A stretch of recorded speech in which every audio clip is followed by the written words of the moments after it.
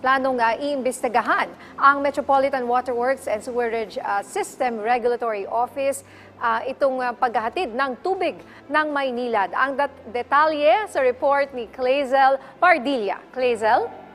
Yes, Nia. Kung nakaraang linggo, ilang oras na wala ng tubig ang ilang barangay sa Bacoor, Imos, Las Piñas, Muntinlupa at Parañaque, ngayon nag-abiso naman ang Maynilad na huwag munang inumin o gamitin panluto ang tubig mula sa gripo. Ayon sa Maynilad, Nia, lumagpas kasi sa treatment capability ng kanilang planta ang tubig na nakukuha sa Laguna Lake sa harap ng pabago-bagong panahon mula tagtuyot patungo ng tag-ulan.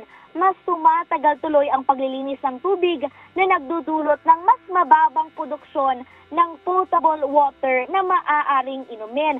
Kung ipagpapatuloy ito ayon sa Maynilad, ay kaunti lamang yung mailalabas ng kanilang planta. Kaya nagpaalam sila sa MWSS na ire-relax o gagawing maluwag yung parameters para sa water quality na ilalabas ng mga treatment plant. At dahil dyan ay nag-increase yung production ng tubig, pero yun nga lang ay hindi maaring inumin o ini-encourage na wag itong inumin o gamitin panluto. Pwede naman daw to for hygiene purposes, panlinis o panligo. Yun nga lang, hinihikayat na wag na rin gamitin kung sensitive yung balat.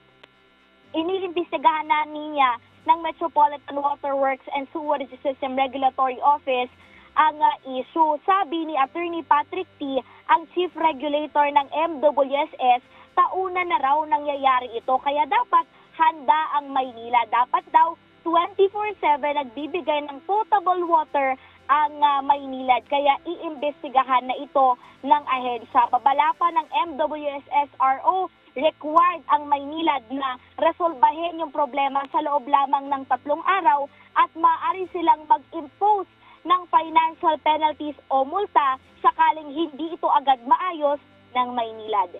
Yan na muna ang latest. Balik sa'yo, Nina at Asek Deal. Maraming salamat, Clazel Pardilla.